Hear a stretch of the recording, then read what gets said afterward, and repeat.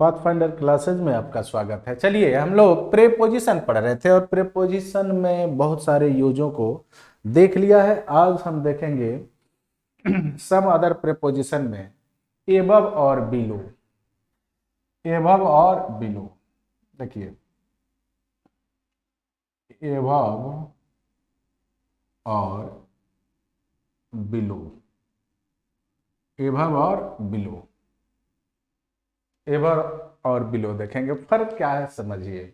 इसमें एक लेबल बताया जाता है। जैसे मान लीजिए कि कोई ये टब है और टब में पानी कितने लेवल तक है, तो ऊपरी लेवल जो बतानी होगी, यहाँ ऊपरी लेवल जो बतानी होगा उसके लिए एबव लगाते हैं, और जो नीचे वाला लेवल बताना होगा तो इसके लिए बिलो लगाते हैं। ध्यान देना है, बहुत आसान होता है, इसमें कोई बहुत बड़ी बात नहीं होती है।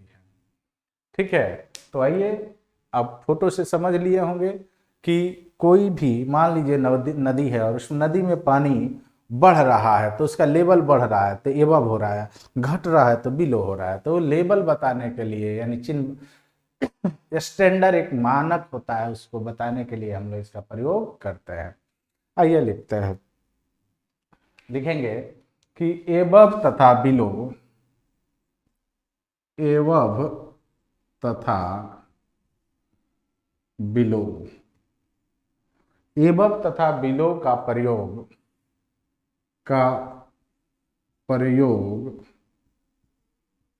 लेवल लेवल बताने के लिए होता है, बताने के लिए होता है। एबव तथा बिलो का प्रयोग लेवल बताने के लिए होता है। किसी मानक, यानी कोई स्टैंडर्ड दिया गया हो, स्टैंडर्ड, कोई स्टैंडर्ड दिया गया हो, यानी कोई स्तर दिया गया, या क्या किया गया हो, कोई एक स्तर दिया गया हो, यानी लेवल या चिन्ह, चिन्ह यानी मार्क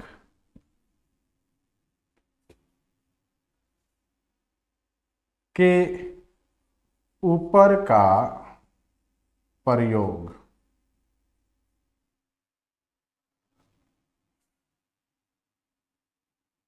के लिए एबव तथा नीचे के प्रयोग के लिए बिलो लगाते हैं। सपोज मैं आपको बताऊं कि कोई नली है, इसमें मार्क दिया गया हो, जैसे यहाँ पर चिन्ह दिया गया है, ऐसे मार्क दिया गया है। मान लीजिए 10 है, ये 9 है, 8 है, 7 है, 6 है, 5 है, 4 है, 3 है, 2 है। तो ये वाला लेवल बताना होगा तो ये बब लगाएंगे, ये वाला लेवल बताना होगा तो ये बब, और ये वाला लेवल बताना होगा तो बिलो लगाएंगे। स्टैंडर्ड मानक, उसके नीचे का चिन्ह हो तो। बात समझ गए? तो जब क्वेश्चन देगा तो थोड़ा सा सतर्क हो जाइएगा और क्वेश्चन को समझने का प्रयास कीजिएगा और तब बनाने का प्रयास कीजिएगा। देखते हैं क्या होता है, आइए आगे बढ़ते हैं। इसका क्वेश्चन अब आपको मैं देता हूं।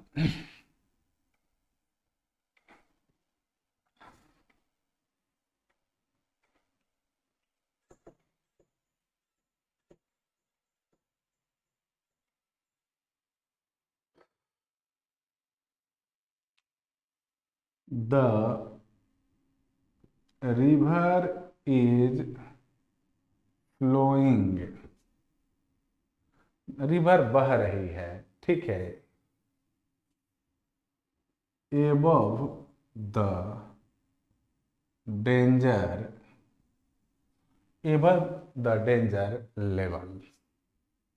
लेवल कोई मानक तैयार किया गया है कि उसके बाद अगर वो बहता है तो उसको हम कहेंगे कि वो क्या है, खतरनाक है। मैं कहूंगा कि his English is below average, माने एवरेज से भी नीचे है इसकी अंग्रेजी।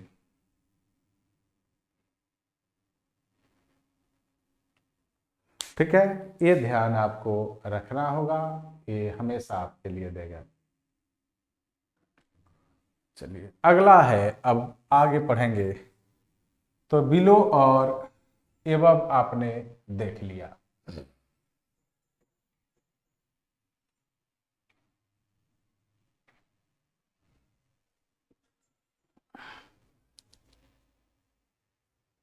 अब आ जाइएगा ऑफ।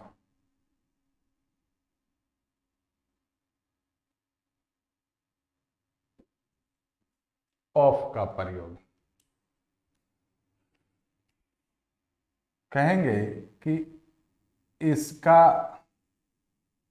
प्रयोग निर्जीव का अधिकार बताने के लिए किया जाता है, जहां पर इसका शाब्दिक अर्थ होता है का के की। यानी जब हमें किसी निर्जीव का अधिकार बताना होगा तो हम लोग वहाँ इसका प्रयोग करते हैं, और वहाँ याद रखिएगा कि इसका हिंदी होता है का के की।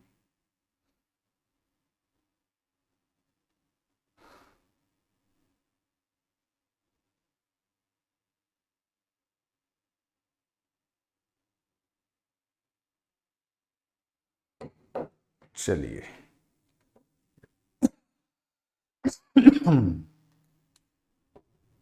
का के की के अर्थ में देखिए, जैसे कहेंगे the leg of the chair, तो इस चेयर के इस लेग पर अर्थ यानी बताने के, अब हम कहेंगे कि द टेबल्स लेग कहना गलत होता है, इसको कहते हैं द लेग ऑफ टेबल। ठीक है, तो ध्यान देंगे कि ऑफ का प्रयोग हम कहाँ करते हैं, जब निर्जीव वस्तु का अधिकार बताना हो तब। चलिए इसका दूसरा एक प्रयोग और है, उसको भी थोड़ा सा देखते हैं। ऑफ लिखिए, इसका 2 नंबर प्रयोग यानी सोर्स, सोर्स यानी स्रोत, स्रोत।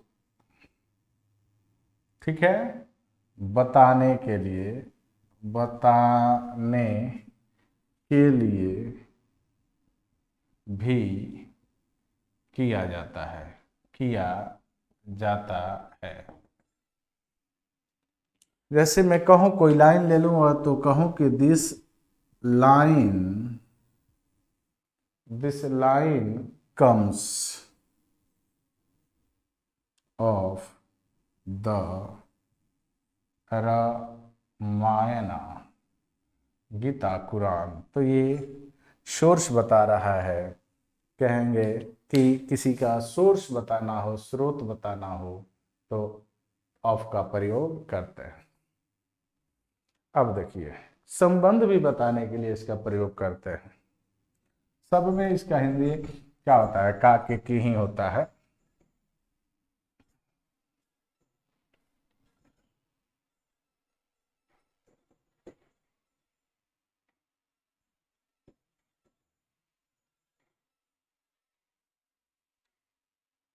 चलिए, अब एक और प्रयोग इसका देख लेते हैं। वो देखते हैं संबंध बताने के लिए, यानी ऑफ। कहेंगे संबंध बताने के लिए, यानी संबंध बताने के लिए भी हम लोग का एमने ऑफ का प्रयोग करते हैं। जैसे कहेंगे कि the problems of Bihar, Bihar की समस्या। क्लियर हुआ? चलिए आगे बढ़ते हैं, अगले प्रीपोजिशन को लेते हैं। यहां अब लेंगे हम बिहाइंड।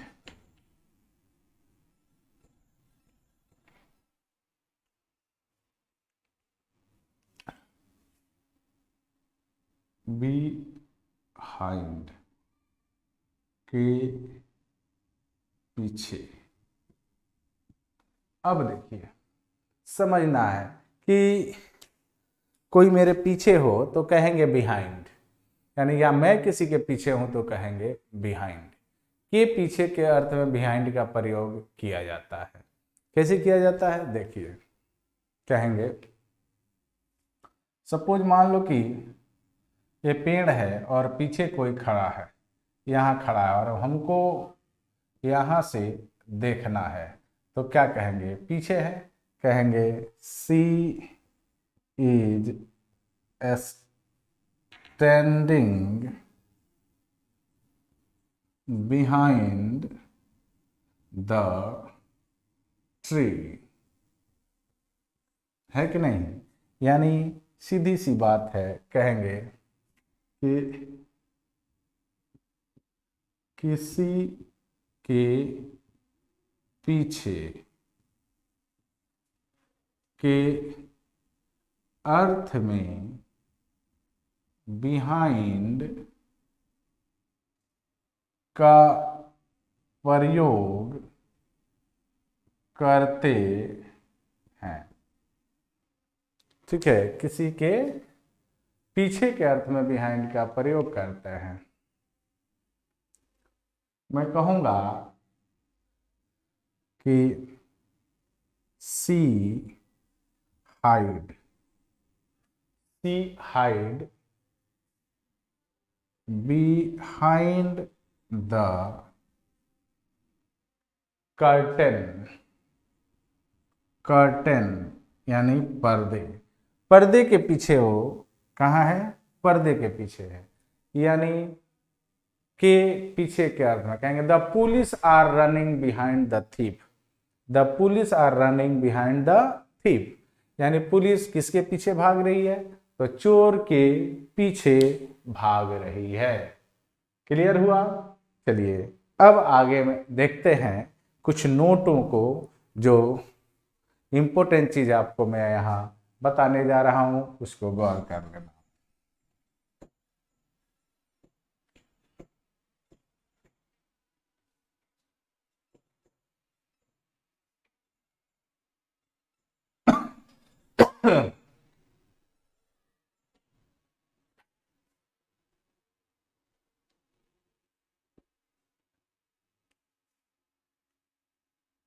नोट लिखिएगा, बहुत इंपॉर्टेंट चीज है। ठीक है, कहेंगे पहला कि प्रेपोजिशन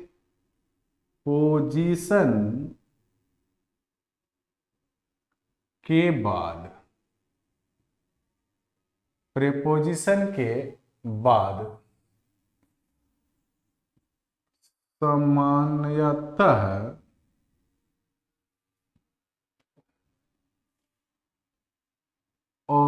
ऑब्जेक्टिव केस का प्रयोग होता है। बहुत इंपॉर्टेंट चीज है। जैसे मैं कहूं I do not depend on he, गलत होगा क्योंकि ये प्रेपोजिशन है। अब प्रेपोजिशन के बाद मैंने कहा कि ऑब्जेक्टिव केस आएंगे। ये बनेगा कि आई do not depend on him.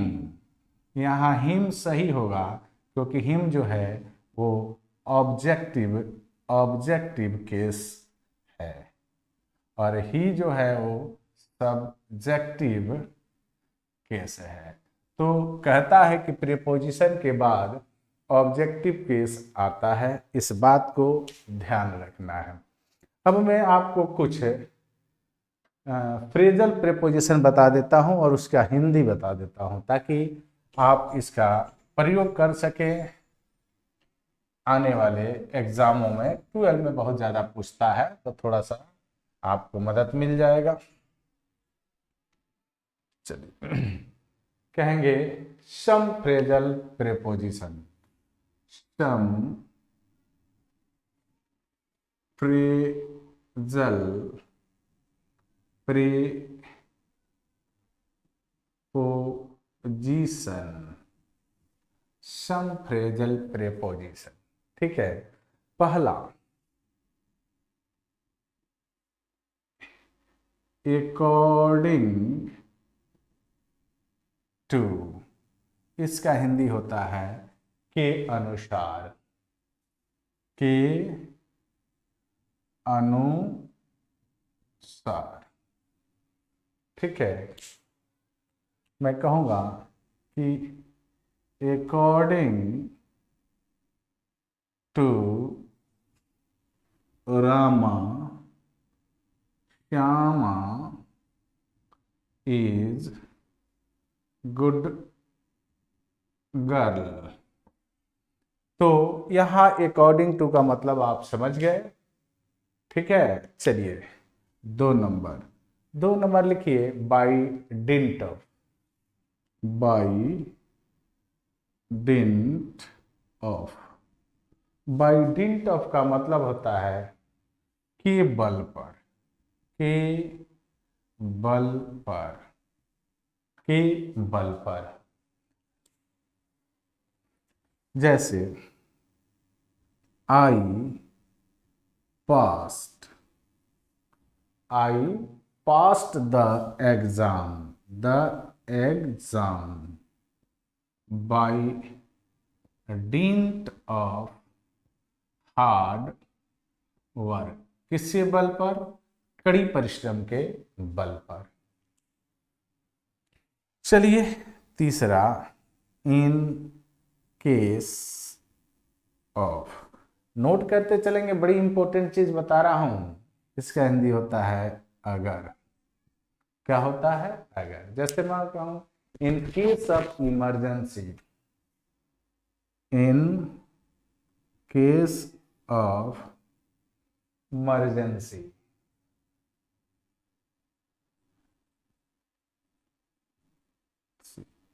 Call 100। In case of emergency call 100 by virtue of. अब by virtue of, by virtue के बल पर, इसका भी हिंदी होता है के बल पर, के बल पर। बात समझ गए? जैसे मैं कहूं द जज can pass the order by virtue of his powers. The जज, द जज कैन, द जज can pass the order, pass the order by virtue of his power, his power। देखिए और भी कुछ बताते हैं, इतना से काम नहीं चलेगा, कुछ और भी बता देते हैं, नोट करते चलिए। अब मैं चाहूंगा कि सिर्फ इसका हिंदी बताते चलूं, सेंटेंस में पिरोने के काम आप खुद करेंगे, यानी इससे सेंटेंस एक एक सेंटेंस बनाने का प्रयास करेंगे। मैं इसका हिंदी सहित लिखते चलता हूं, आपका काम रहेगा कि एक एक हिंदी मैंने एक एक वाक्य इस पर बनाते चले, ठीक है। कहेंगे owing to, owing to, owing to का मतलब होता है के कारण, के कारण, ठीक है, ये चौथा है, के कारण। बना सकते हैं owing to poor health, owing to poor health he had to resign from his job, ठीक है।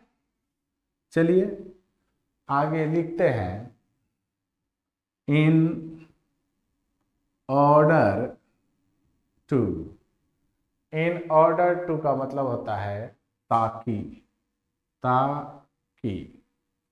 जैसे मैं कहूं कि we vacate the premises in order to avoid lazy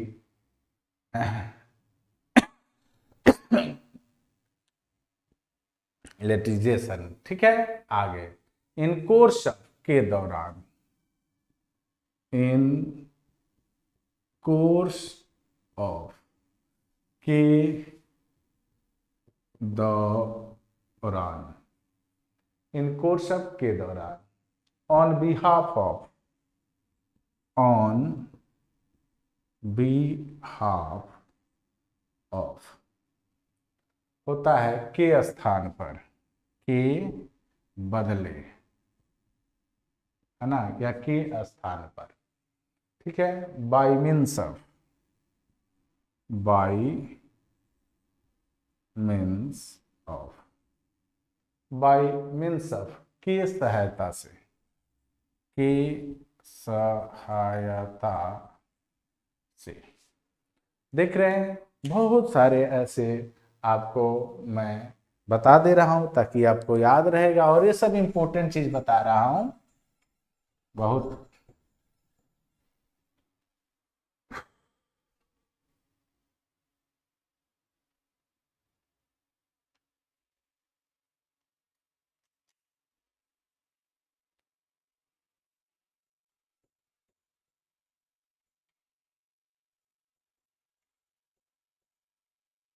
चलिए ऑन अकाउंट ऑफ के कारण, मैं कहूंगा ऑन अकाउंट ऑफ के कारण, ऑन अकाउंट ऑफ का मतलब होता है के कारण। On relation to, on relation to, on relation to का मतलब होता है के संबंध में, के संबंध में। तो देखिए आप कुछ फ्रेजल प्रीपोजिशन भी मैंने आपको समझाया। अब जो वीडियो आपको मिलेगा बड़ा इंपॉर्टेंट वीडियो होगा, उसको बोलेंगे फिक्स्ड प्रीपोजिशन। बड़ी सावधानी से उसको पढ़ने की जरूरत होगी, और उसमें फिक्स्ड प्रीपोजिशन रहेगा, यानी दो प्रीपोजिशन है, दोनों ही लगेंगे, लेकिन कारण सिर्फ थोड़ा सा का अंतर रहेगा। तो फिक्स्ड का मतलब है कि दो ही लगेंगे, फिक्स है, लेकिन कौन लगेगा ये समझने की बात होगी। तो कल हम जो वीडियो देंगे उसमें देंगे फिक्स प्रीपोजिशन। चलिए फिर मिलते हैं अगले वीडियो में, तब तक के लिए गुड बाय। यहाँ प्रीपोजिशन का ये एक स्तर खत्म होता है, नेक्स्ट